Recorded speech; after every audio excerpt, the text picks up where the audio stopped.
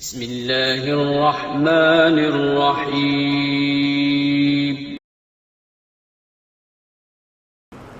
ہمارے ہاں بعض خطیبوں کی عادت ہے کہ وہ ڈرانے والا پہلو بہت غالب کرتے ہیں کہ ہر وقت لوگوں کو ڈراتے رہتے ہیں جس سے مایوسی پھیلتی ہے۔ اور بعض خطیبوں کی عادت یہ ہوتی ہے کہ وہ اللہ کی رحمت کو ایسا بنا کے پیش کرتے ہیں کہ بس سب کی بخشش ہو ہی جائے گی، اور رمضان میں تو ویسے ہی بخشا جائیں گے، جمعے کو مر گئے تو بخش گئے، رمضان میں مر گئے تو پھر تو بخشش پہ مہر لگ گئی، اور اگر رمضان میں 27ویں رات کو مر گئے تو بے شک چرس پی کے مرے ہوں پھر بھی کہاں جائیں گے؟ جنت میں جائیں گے۔ گانا گا کے مرے ہوں یا چرس پی کے مرے ہوں یا کسی کی جیب کاٹتے ہوئے مر گئے، جانا سیدھا کہاں ہے؟ جنت میں۔ یہ بھی غلط ہے۔ اس میں جو اعتدال کی بات ہے وہ وہی بات ہے جو اللہ نے بتائی ہے۔ قل لعبادی، اے نبی میرے بندوں سے کہہ دیجئے،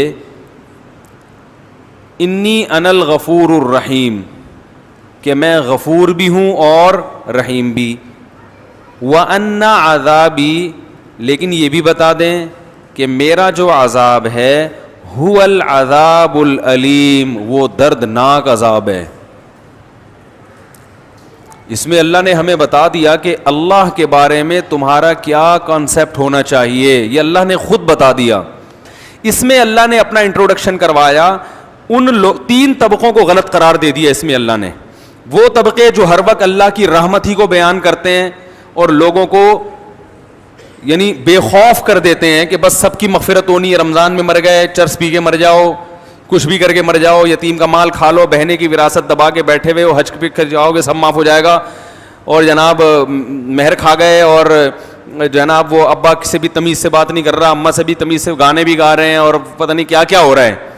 بس اللہ بڑا غفور رحیم ہے، یہ تسبیح پڑھ لو وہ تسبیح پڑھ لو اور اللہ تو معاف کر دے گا، سب کچھ معاف کر دے گا، بس حقوق العباد معاف نہیں کرے گا۔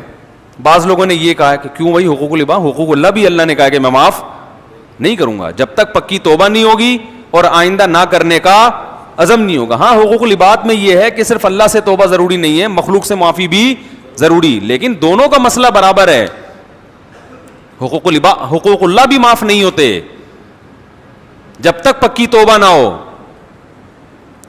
تو ان لوگوں پر بھی رد ہے جو ہر وقت اللہ کی رحمت کو ہائی لائٹ کرتے رہتے ہیں اور ایسا اللہ کو بنا کے پیش کر دیتے ہیں کہ لوگ کہتے ہیں یار ڈرامے بھی دیکھو، فلمیں بھی دیکھو، خواتین پردہ بھی نہ کریں، مرد نظر کی حفاظت بھی نہ کرے، اور میرے بھائی سعودی بینک میں جاب بھی کرتے رہو، سود بھی کھاتے رہو، انشورنس بھی کروا کے رکھو کہ ابا مر گئے تو اتنے پیسے ملیں گے، صحیح ہے نا، نہیں مرے تو نہیں ملیں گے، اور وراثت بھی تقسیم نہیں کرو، حج واجب ہے آپ کے اوپر، فرض ہو چکا ہے، آپ بڑھاپے کے لیے اس کو ٹال رہے ہیں۔ آج حج کب ہوتا ہے؟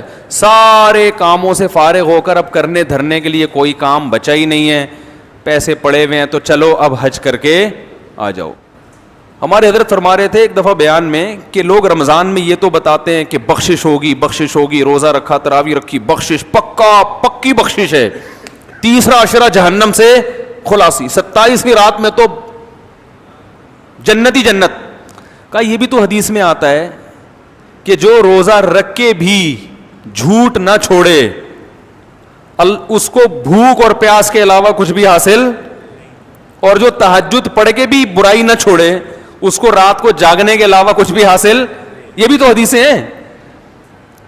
تو ایک طرف اللہ کی رحمت میں اتنا غلو کرایا جاتا ہے کہ لوگ گناہوں پہ جری ہونے لگتے ہیں، یار سب حلال ہے، سب کرتے رہو، بس یہ کر لیں گے، یوں کر لیں گے، ایک مسجد کے ڈبے میں چندہ ڈال دیں گے 5 روپے، اور وائپر والے کو 5 روپے پکڑا دیں گے، شیشہ بھی صاف ہو جائے گا اور صدقہ بھی ہو جائے گا، عیدی سینٹر میں ایک بکرا دے دیں گے، اور یہ بھی جب دیتے ہیں جب اپنا کوئی مریض بیمار ہوتا ہے۔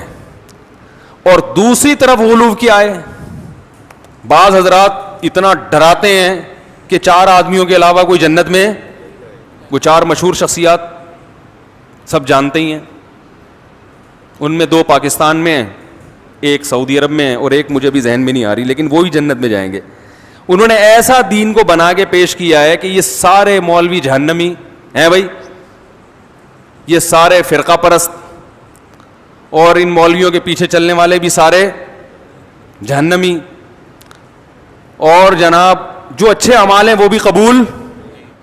تو اس لیے بعض لوگ جہنم کا ایسا بنا کے پیش کرتے ہیں, لگتا ہے کہ جنت میں جانے والے 4-5 آدمیوں کے علاوہ کوئی جنت میں نہیں جائے گا, اور ایسا اللہ کے عذاب سے ایسا ڈراتے ہیں.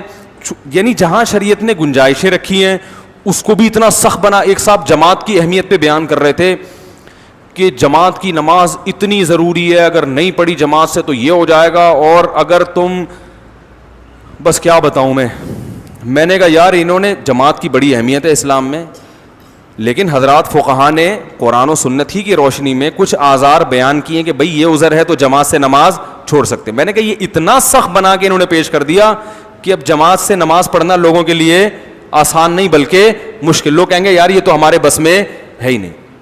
حالانکہ فقہا تو دین کو زیادہ سمجھتے ہیں نا. انہوں نے بتایا کہ بھئی یہ آزار ایسے ہیں, آپ کو شدید بھوک لگ رہی ہے, آپ کے سامنے کھانا آ گیا, اب آپ کو ڈر ہے میں نماز پڑھنے جاؤں گا تو کھانا ٹھنڈا ہو جائے گا, تو آپ جماعت سے نماز چھوڑ سکتے ہیں. جہاں شریعت نے گنجائشیں دی ہیں وہ گنجائش دینی چاہیے, بلا وجہ نہ چھوڑیں, اور ایسا ہی بھی نہ ہو کہ روزانہ اسی ٹائم پہ کھانا پکوانا شروع کر دیں. 2 انتہائیں ہیں, تو اس میں اعتدال کا راستہ کیا ہے بھائی؟ اللہ کی ذات کے دونوں پہلو ہیں, عذاب بھی ہے اور رحمت بھی ہے, لیکن یہ بالکل برابر نہیں ہے. رحمت والا پہلو عذاب والے پہلو پر غالب ہے. تبھی اللہ نے رحمت کو ہائی لائٹ کیا, میں غفور بھی اور میں رحیم بھی, لیکن عذاب کے بارے میں فرمایا میرا جھانپڑ بہت سخت ہے. یعنی میں ایسا ہوں نہیں, لیکن مجھے مجبور نہ کرو, اگر میری نافرمانی کی تو میں عذاب بھی دے دوں گا. تو رحمت غالب کیسے ہے؟ ایسے غالب ہے کہ نیکی کا ثواب بہرحال ملتا ہے, اور وہ بہت کم ضائع ہوتی ہے, بہت اس میں ضائع ہونے کا آپشن کم ہے. جبکہ گناہ کا عذاب لازمی نہیں ملتا, اس میں توبہ کا دروازہ کھلا ہوا ہے. توبہ کر لو گے تو معاف ہو جائے گا, توبہ نہیں کرو گے تو پھر اللہ کا کوڑا بہت سخت ہے. فرمائے ان ربک لبالمرصاد, تمہارا رب گھات میں بیٹھا ہوا ہے نافرمانوں کو پکڑنے کے لیے. ایک ایک چیز نوٹ کر رہا ہے, ایک ایک چیز دیکھ رہا ہے. اللہ تعالی ہمیں اپنے عذاب سے بچائے. تو بھائی یہ جو گناہ ہیں ہمارے معاشرے میں, ان کو چھوڑ دینے میں ہی خیر ہے. ہمت کر کے چھوڑ دیں, پھر اللہ کی رحمت ہے, اور ایسی رحمت ہوتی ہے تتنزل علیہم الملائکہ. اللہ فرماتے ہیں تم گناہ چھوڑو گے نا تو تمہیں جو ٹینشن ہوگی نا, اس ٹینشن کو ختم کرنے کے لیے میری طرف سے تمہارے دل پہ فرشتے نازل ہوں گے.